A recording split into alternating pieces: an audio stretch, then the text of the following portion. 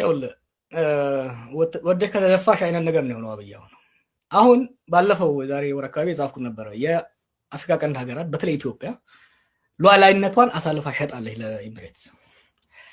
አብይ አሁን ባለው አቅምና ባለው ቁመና ከትግራይ ኃይሎችም ከኤርትራ ጋር የመዋጋት ቁመና የለውም፣ ፍላጎቱም የለውም። ነገር ግን ኤምሬት ጦርነቱን ትፈልገዋለች። ለምን በለኝ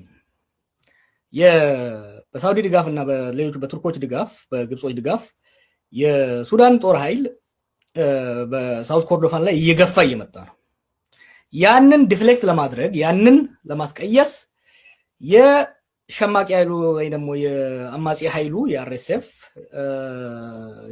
የሐመቲ ጦር ደግሞ ጫና መፍጠር መቻል አለበት በኢትዮጵያ ድንበር በብሉ ናይል አካባቢ በኢትዮጵያ ውስጥ የሰጠው ወታደሮች ጥቃት ከፍተዋል።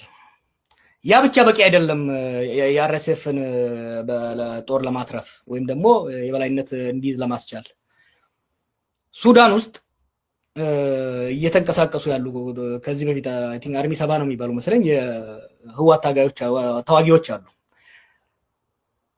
ኢትዮጵያ ውስጥ ጦርነት በማስከፈት አንድ የህወሓት ጦር ወደ ኢትዮጵያ ፎከስ እንዲያደርግ እንዲሁም ደግሞ የኤርትራ ኃይልም የሱዳን ኃይል እየደገፈ ነው ብሎ ስለሚጠረጥሩ የኤርትራም ኃይል በራሱ ጦርነት ተጠምዶ ከሱዳን እጁን እንዲያወጣ ይፈልጋል ኤምሬት።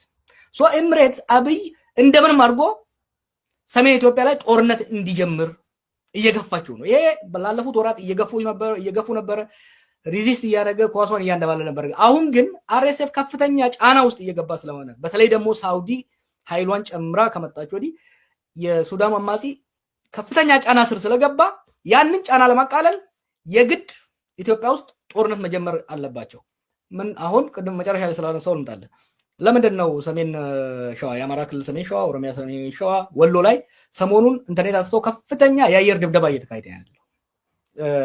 ሰላሌ ላይ፣ ምዕራብ ሸዋ ላይ፣ ደቡብ ምዕራብ ሸዋ ላይ በኦሮሚያ ውስጥ ይሄ እየተደረገ ያለው ማለት ነው የላኛውን ጦርነት ከትግራይ ኃይሎች እና ከኤርትራ ጋር ጦርነት ከገባው አዲስ አበባ ቅርብ ያሉት አማጽያኖች ጫና እንዳይፈጥሩበት አስቀድሞ የማዳከምና የማቃለል ስራ ነው እያደረገ ያለው። ብዙ አሁን በስፋት በዲፕሎማቶች ወገን እየተወራ ያለው ከአፍሪካ ዩኒየን ስብሰባ አይ ቲንክ ከሳምንት በኋላ ያ ከተጠናቀቀ በኋላ ወደ ጦርነት እንገባለን የሚል ነገር ነው እየተናገሩ ያሉት የአብይ መልእክተኞች ማለት ነውና አሁን የምታየው አብይ ሳይወደው በአዛዦቹና በአሽከርካሪዎቹ የኤምሬት ሰዎች ተገፍቶ ወደ ጦርነት እየገባ መሆኑን ምናየው።